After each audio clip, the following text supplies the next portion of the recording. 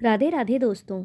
ईश्वर आप सभी की सभी मनोकामनाएं पूर्ण करे और आप सभी को स्वस्थ और खुश रखे।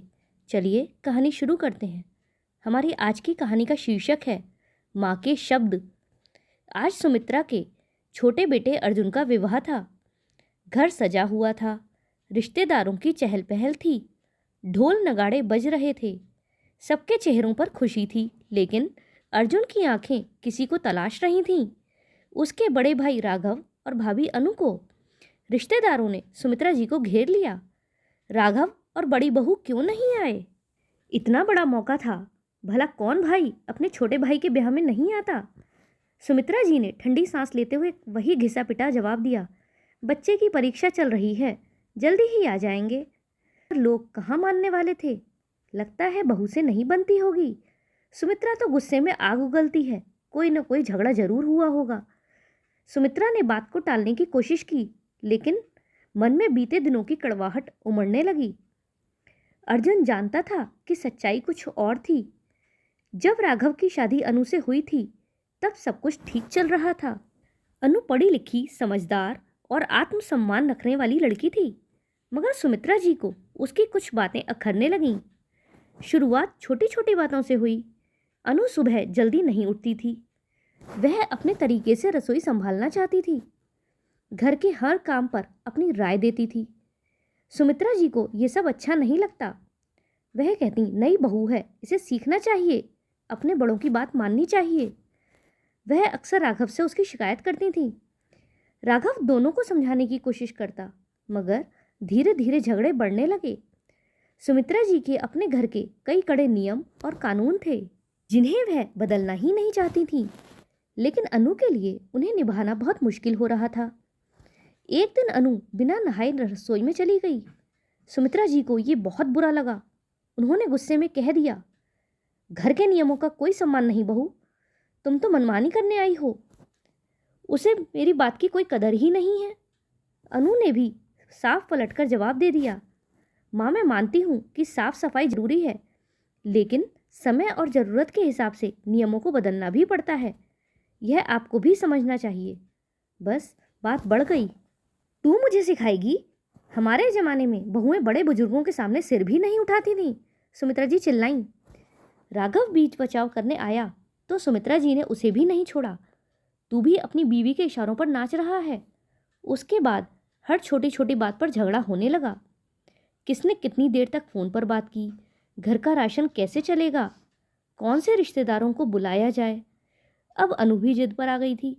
वह अक्सर रसोई में बिना नहाए ही नाश्ता बनाने चली आती और सुमित्रा जी की कई बातों को वह अनदेखा करने लगी थी, जिसकी वजह से आए दिन घर में लड़ाई होती थी। एक दिन तो सुमित्रा जी ने अनु पर हाथ ही उठा दिया।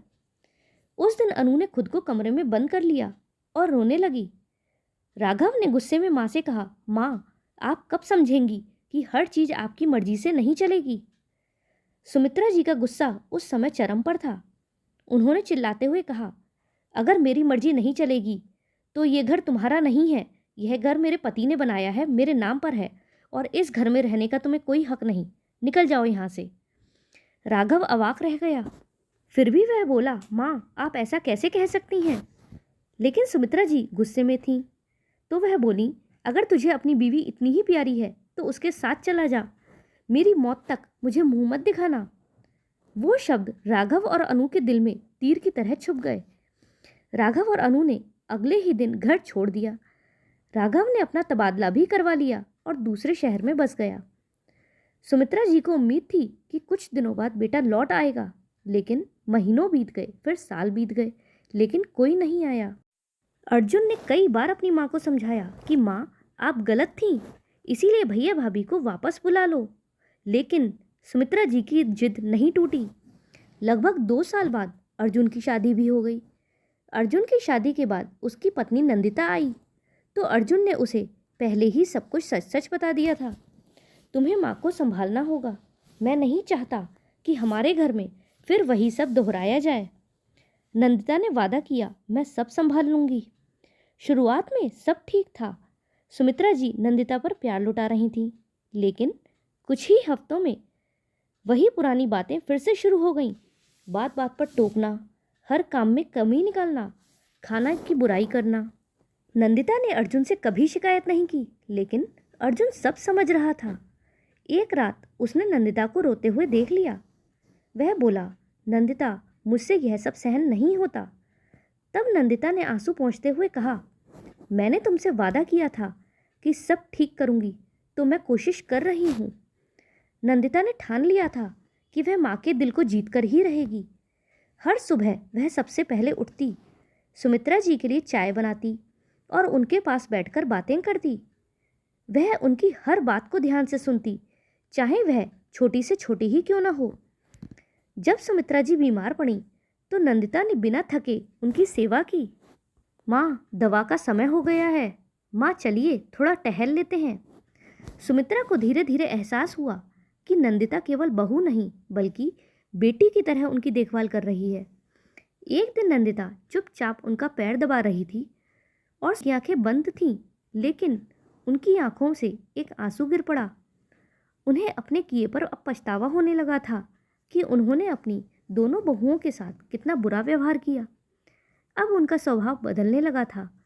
वह नंदिता के खाने की तारीफ करने लगी, उसके कामों में उसके हाथ बटाने लगीं, उससे बहुत प्यार से बोलती। नंदिता हैरान थी अपनी सास में आए बदलाव को देखकर, लेकिन बहुत खुश भी थी। उनमें आए बदलाव के कारण अब उनका मन अपने बड़े बेटे बहू के लिए भी मचलने लगा था। मैंने अनु को कभी भी समझने की कोशिश नहीं की, सुमित्रा जी ने मन ही मन सोचा। नंदिता भी यह देख रही थी कि उसकी सास कुछ खोई खोई रहती थी।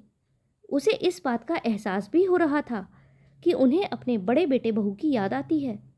तो एक दिन नंदिता ने धीरे से कहा, माँ, क्या आपको राघव भैया की याद नहीं आती? सुमित्रा जी चौंकी, लेकिन कुछ नहीं बोली, लेकिन उनकी आंखों से आंसू बह निकले। तब नंदिता ने कहा, माँ, आप उन्हें बुला क्यों नहीं लेती? तब सुमित्रा जी ने कहा, वह लोग मुझे छोड़कर गए हैं, मैं क्यों उन्हें बुलाऊं? उनकी बात पर नंदिता बोली, माँ, उन्होंने आपको नहीं छोड़ा बल्कि आपने उन्हें जाने के लिए कहा था। सुमित्रा जी चुप रहीं। उस रात वह सो नहीं पाई।